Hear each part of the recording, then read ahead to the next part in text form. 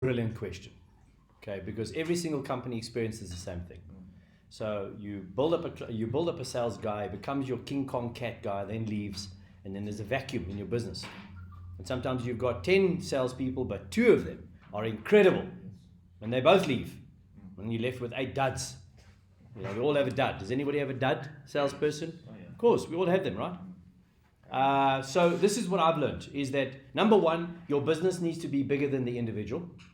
Sometimes if an individual feels like they're the King Kong cat, you know, they're the big fish in the small pond, then they get arrogant, then they expect preferential and different treatment, and that's the guy that starts creating waves in your company, starts creating a little bit of disruption underneath. You know, they kind of just underneath the level of being noticed, and they're kind of creating this mob effect, you know, downline. So they feel like they're bigger than the business. Number 2 is you've got to have systems in place that run the business in an automated fashion. So when your sales funnel is being created, right, the leads are coming in thick and fast, so that salesperson is kept massively busy servicing leads that you've brought in, because if he or she should ever leave, the one thing they don't know how to do is find customers. They know how to do a quote, right? They know how to go and see a customer that you brought in because you brought them in. But if they were to break away and start their own company, then what happens is they're stuffed. And a lot of people do this. They go away, start their own thing, they crash because they don't know the perils of running a company. And so your system has to be much bigger than the salesperson. The third thing is you've got to get your branding and your product awareness in front of customers so that the salesperson doesn't need to be an expert salesperson. The salesperson needs to be an order taker, right? So he or she never gets brilliant at selling. I'm looking for an articulate screener. I'm looking for somebody to screen a customer. Go in and say, right, okay, so you contacted us. You're excited about our products and service. You're excited about our brand. But I'm just here to kind of finish the paperwork. Which one of the 5 do you want? You checked us out already. Now, if you're going to put your product online and you educate your client base, you stick it out there, and I'll show you just now. The thing I'm going to talk to you about today is how I blast a brand and a product out there, so much so that when we phone the customer's like, wow, I'm so happy you phoned me. Now imagine that. Rather than you showing up and the guy saying, okay, well, I've got 10 other guys coming to quote, you know, what makes you so special? If you can isolate and put your product and services out there in such a way that customers have their own time to research you, which is safe. They don't have a salesperson trying to close the deal on them all the time. So they have time to build up trust, time for your company to gain credibility with that customer, so that by the time that salesperson gets there, he doesn't have to be a full-blown hardcore deal closer. That's actually a better situation to be in, because that person will always be dependent on you and your system to get leads and to kind of be flourishing, because it's easy to sell a product or a service that people want. But if I wanted to sell you some item that nobody wants, you need to have a super incredible salesperson, and they come at a price tag and they have arrogance. The nature of salespeople, the best salespeople in the world, are super, super arrogant. They are total arseholes. But that's what makes them good. Security. Correct. So if you can foster your business, your brand, your products, your services, and you can platform it in such a way that when customers see it, they go, geez, I like these guys. Wow. And over time, and like I said to you earlier, 5 years of Car Talk. Go back and watch my first year of Car Talk. They were rubbish. They were rubbish. I was so calm and collected, so nice. Guess what? Nice doesn't pay the bills. No one notices nice. You know, Mazda 323 drives past, you don't even notice it. But you have a Ferrari driving past, everyone notices. So I realized in Car Talk I needed to put a sharp edge on my Car Talk every now and then, and I had to rant, lose it. People love that, because that's what shares. Everyone shares the hardcore stuff, but the moofy poofy stuff, who shares that? Now if you stand on a bokterol, but go and stand in a pile of rhino shit. You know what I mean? Can't get it off your shoe. It's almost up to your knee. So, number one, systematically build a proper system that builds a great lead funnel. The lead's just coming in thick and fast. Right? Number 2, always be bigger than the individual in a company. Always, your company must always be bigger than them. They need to always remain a smaller fish in the big pond, not the other way around.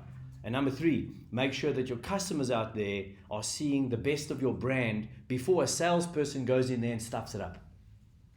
Sometimes you want to get horrified. Go on a sales call with one of your sales guys. The things they say, it is horrifying.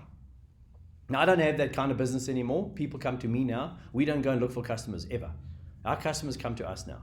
But when I did have sales guys, I used to go out with them from time to time, and I would just tell them, I'm going to keep quiet. I'm not saying a single word on the sales call. You're going to do all the talking. I'm just going to do the listening. You can just introduce me as a trainee who's coming on board to come and learn the ropes. I'm not going to say a single word in this thing. And then you listen to what they say. Yes, it's bad. And then you realize, I need to retrain. So create training, but don't do the same mundane training again and again. You need to be one level higher than them. Or also ask them questions that they don't know the answers to. Don't go in there and say, so what about this product? XYZ, the guy knows the answer. Go in there and ask them questions that they have no idea what the hell you're talking about. Because if you are reading and you are growing, you'll be in a different space to them. And you'll always be ahead of them.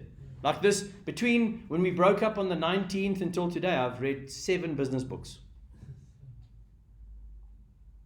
And the ideas are just flowing. So that when I come back, last week we came back, I sat with half of the team and I said, right, we're doing goals, we're changing things, mixing it up. I go through the whole process of where you're at, what are you doing, what did we do this year, what are we doing next year? And then I ask them key questions and they sit there stumped. I don't know. And what I do is I say, right, we're going to be doing this and this and this and this. So when they leave that room, they're going, geez, where does he come up with this stuff? So I'm always one step ahead. Because as soon as you are the same as them, as soon as they're your Mikey, your chummy, they become your enemy in your business. Keep your enemies, keep your friends close and your enemies closer. You've all heard that expression before. You know that not one of my staff members have ever been to my house. They know where I live. They don't come into my house. My private life is my private life. Now they can see my public life, but they can't see my private life. They don't know. Another nice thing to have is having an edge of unpredictability. Every now and then, go in there and start throwing things around. Pick up an office chair and throw it through a window. You know what I mean? That's like yeah. a few times. Yeah. You have to go beyond a normal behavior. You can't just be upset all day, every day. You know the guys that go in there, you're always angry, and then you say to the guy, you this, but there's never really a proper repercussion. There's never a heavy repercussion. But if you go in there one day and you just flip and go mull, you go crazy, guess what happens? The brain sees something completely different, and maybe a little bit of fear kicks in. Right? One of my children, when they were younger, they kept on wetting the bed. Now I was divorced. Both kids, come to me every second weekend and pee in the bed. We're talking about 5, 6 years old, still peeing in the bed. And I call the mom, what are we going to do about this? No, we're going to try an acupuncture. We're going to try a psychologist. Try all that shit. Still pees in the bed. Now what it is not the fact that he has a weak bladder or she has a weak bladder. It's more the fact that they just sleep through it. Because, the repercussions are not that big. One weekend, peed on the mattress again, and I just absolutely lost it. Like I almost kicked the door down, wrapped them up in the mattress, dragged them outside, sprayed them both down with a hose pipe, and then screamed at them for 2 hours. I said, don't fucking come back in here until the mattress is dry. Never peed in the bed ever again. Yeah. Now, why? Because whilst they're busy sleeping, there's no priority to wake up, so just pee in the bed. Now, if you've got a mattress that's been peed in so many times, that mattress protector, only works for so long. And then, so one person's saying, just let him wear nappies, he'll grow out of it. What? We don't do the nappy thing. We fix the problem. So sometimes, like I say, sometimes arrive at work, drive into the car park at 300 k's an hour, hit a skid sideways, almost roll the bucky if you have to. Get out of the car, slam the door, go to the front door, slam the door, get in your office, slam the door, take a chair, throw it through the window. Then grab your keys, get in the car and race off. Then send a message to an influencer in the building and say, this shit isn't sorted out by this time, I'm firing all of you. Because now you've had enough of a statement. Last arena must be fixed. And the people will be going, I don't know what's happened, but we better get our shit together. Drastic, I know. But you're so right, eh? So true.